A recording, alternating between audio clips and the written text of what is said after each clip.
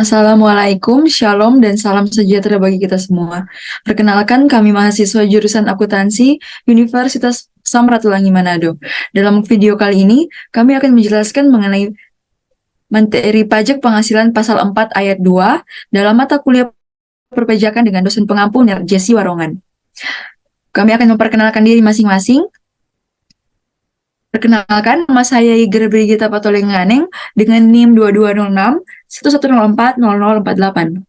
Perkenalkan, nama saya Igusti KDP Uga Andika dengan NIM 2206 1104 0018. Perkenalkan, nama saya Indira Sugitan dengan NIM 2206 1104 0019. Perkenalkan, nama saya Muhammad Taufik Mayulo dengan NIM 2206 1104 0031. Kita masuk ke materi yang pertama, yaitu pajak penghasilan atas bunga, sewa, dan imbalan jasa konsultan dan jasa konstruksi yang diatur dengan peraturan pemerintah pajak penghasilan pasal 4 ayat 2. Pasal 4 ayat 2 Undang-Undang Pajak Penghasilan menyebutkan bahwa atas penghasilan berupa bunga deposito dan tabungan-tabungan lainnya, penghasilan dari transaksi saham dan sekuritas lainnya di Bursa Efek, penghasilan dari pengalihan harta berupa tanah dan atau bangunan, serta penghasilan tertentu lainnya, pengenaan pajaknya diatur dengan peraturan pemerintah.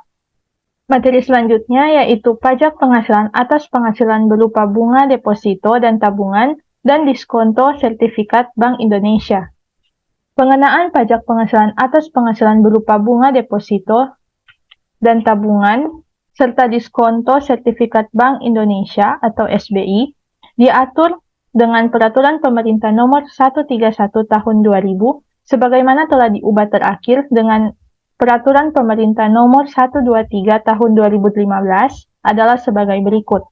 Yang pertama, atas bunga dari deposito dalam mata uang dolar Amerika Serikat yang dananya bersumber dari devisa hasil ekspor dan ditempatkan di dalam negeri pada bank yang didirikan atau bertempat kedudukan di Indonesia atau cabang bank luar negeri di Indonesia dikenai pajak penghasilan yang bersifat final dengan tarif sebagai berikut. Yang pertama, tarif 10% dari jumlah bruto untuk deposito dengan jangka waktu 1 bulan. Yang kedua, tarif 7,5% dari jumlah bruto untuk deposito dengan jangka waktu 3 bulan. Yang ketiga, tarif 2,5% dari jumlah bruto untuk deposito dengan jangka waktu 6 bulan. Dan yang terakhir, tarif 0% dari jumlah bruto untuk deposito dengan jangka waktu lebih dari 6 bulan. Yang kedua, atas bunga dari deposito dalam mata uang rupiah yang dananya bersumber dari devisa hasil ekspor dan ditempatkan di dalam negeri pada bank yang didirikan atau bertempat kedudukan di Indonesia atau cabang bank luar negeri di Indonesia dikenai pajak penghasilan yang bersifat final dengan tarif sebagai berikut. Yang pertama, tarif 7,5% dari bruto untuk deposito dengan jangka waktu 1 bulan. Yang kedua, tarif 5% dari jumlah bruto untuk deposito dengan jangka waktu 3 bulan. Yang terakhir, tarif 0% dari jumlah bruto untuk deposito dengan jangka waktu 6 bulan atau lebih dari 6 bulan. Yang ketiga, atas bunga dari tabungan dan diskonto sertifikat Bank Indonesia, serta bunga dari deposito selain dari deposito, sebagaimana dimaksud dalam angka 1 dan 2, dikenal pajak penghasilan yang bersifat final dengan tarif sebagai berikut. Yang pertama, tarif 20% dari jumlah bruto terhadap wajib pajak dalam negeri dan bentuk usaha tetap. Yang kedua, tarif 20% dari jumlah bruto atau dengan tarif berdasarkan perjanjian penghindaran pajak berganda yang berlaku terhadap wajib pajak luar negeri. Selanjutnya, pemotongan pajak penghasilan ini tidak dilakukan terhadap yang pertama, bunga dan diskonto yang diterima atau diperoleh bank yang didirikan di Indonesia atau cabang bank luar negeri di Indonesia. Yang kedua, bunga deposito dan tabungan serta sertifikat Bank Indonesia sepanjang jumlah deposito dan tabungan serta sertifikat Bank Indonesia tersebut tidak melebihi Rp7.500.000 dan bukan merupakan jumlah yang terpecah-pecah. Yang ketiga, bunga deposito dan tabungan serta diskonto SBI yang diterima atau diperoleh dana pensiun yang pendiriannya telah disahkan oleh Menteri Keuangan Dan yang terakhir, bunga tabungan pada bank yang ditunjuk pemerintah dalam rangka pemilikan rumah sederhana dan sangat sederhana, kafling siap bangun untuk rumah sederhana dan sangat sederhana, atau rumah susun sederhana sesuai dengan ketentuan yang berlaku untuk dihuni sendiri. Kita masuk dalam materi pajak penghasilan atas penghasilan berupa bunga atau diskonto obligasi. Pengenaan pajak penghasilan atas penghasilan berupa bunga atau diskonto obligasi yang dijual di Bursa Efek diatur dengan Peraturan Pemerintah Nomor 16 Tahun 2009. Peraturan Pemerintah Nomor 55 Tahun 2019, menurut peraturan pemerintah tersebut, atas penghasilan yang diterima wajib pajak berupa bunga atau diskonto obligasi yang diperdagangkan dan atau dilaporkan di Bursa Efek dikenakan pajak penghasilan yang bersifat final. Besarnya pajak penghasilan tersebut adalah sebagai berikut. Yang pertama, bunga dari obligasi dengan kupon sebesar 15% bagi wajib pajak dalam negeri dan bentuk usaha tetap. Yang kedua, 20% atau sesuai dengan tarif berdasarkan persetujuan penghindaran pajak berganda bagi wajib pajak luar negeri selain bentuk usaha tetap dari jumlah bruto bunga sesuai dengan masa kepemilikan obligasi. Yang kedua, diskonto dari obligasi dengan kupon sebesar 15% bagi wajib pajak dalam negeri dan bentuk usaha tetap. Yang kedua, 20% atau sesuai dengan tarif berdasarkan persetujuan penghindaran pajak berganda bagi wajib pajak luar negeri selain bentuk usaha tetap dari selisih lebih dari harga jual atau nilai nominal di atas harga perolehan obligasi tidak termasuk bunga berjalan. Yang ketiga, diskonto dari obligasi tanpa bunga sebesar 15% bagi wajib pajak dalam negeri dan bentuk usaha tetap.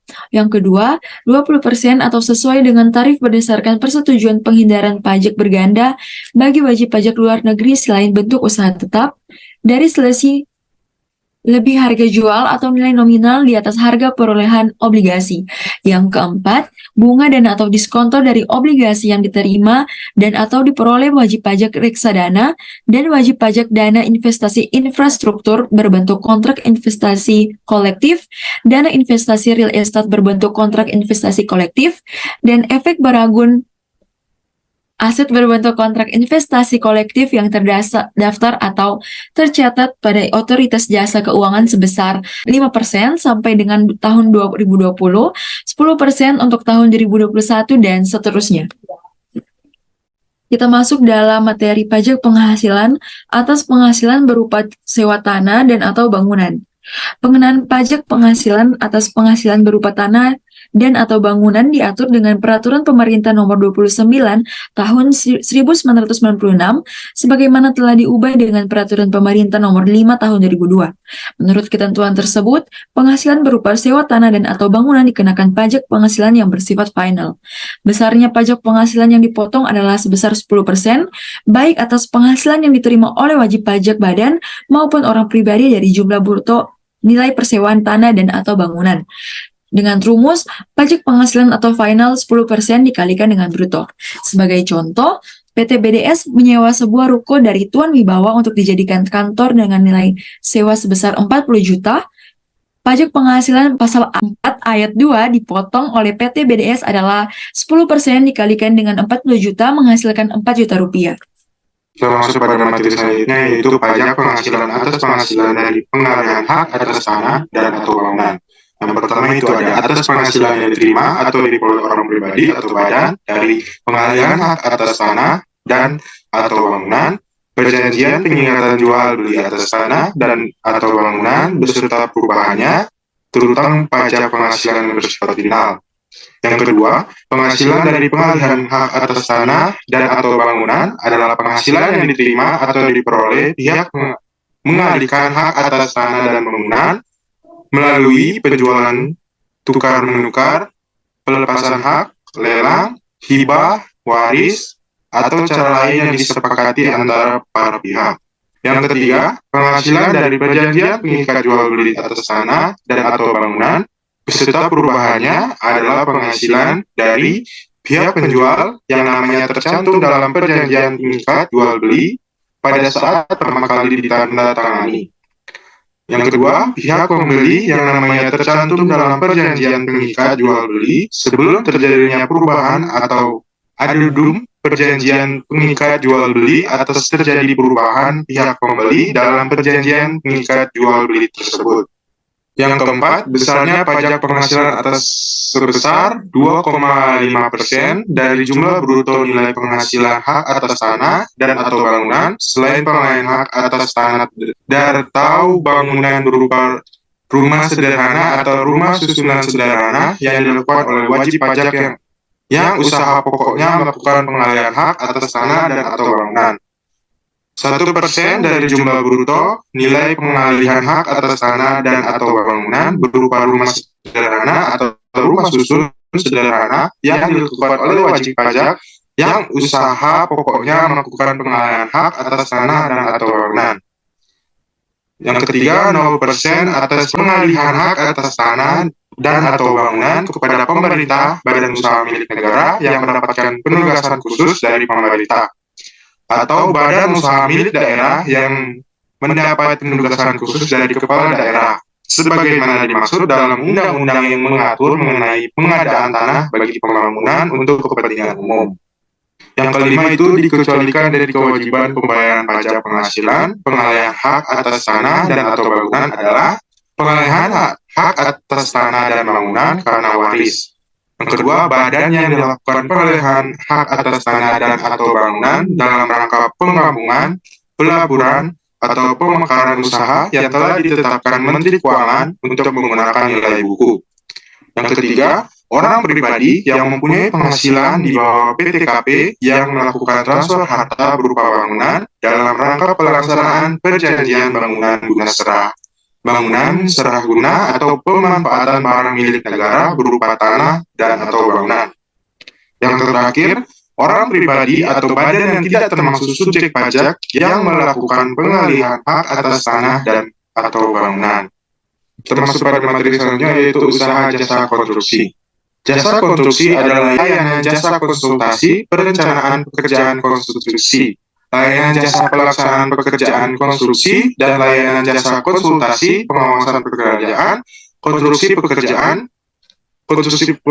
Konstruksi adalah keseluruhan atau sebagian rangkaian kegiatan perencanaan dan atau pelaksanaan beserta pengawasan yang mencakup pekerjaan arsitektural, sipil, mekanikal, elektrikal, dan tata lingkungan masing-masing beserta kelengkapannya untuk mewujudkan suatu bangunan atau bentuk fisik lainnya. Atas penghasilan dari usaha jasa konstruksi dikenakan pajak penghasilan yang bersifat final. Besarnya PPh yang dipotong adalah sebagai berikut. Yang pertama, 2% untuk melaksanakan konstruksi yang dilakukan oleh penyedia jasa yang memiliki kualifikasi usaha kecil, yang dimana PPh final sama dengan 2% dikali dengan jumlah jasa. Yang kedua, 4% untuk pelaksanaan konstruksi yang dilakukan oleh penyedia jasa yang tidak memiliki kualifikasi usaha, yang dimana PPh final 4% dikali dengan jumlah jasa. Yang ketiga, 3% untuk pelaksanaan konstruksi yang dilakukan oleh penyedia jasa selain penyedia jasa sebagaimana dimaksud dalam angka 1 dan angka 2. PPh final sama dengan 3% dikali dengan jumlah jasa.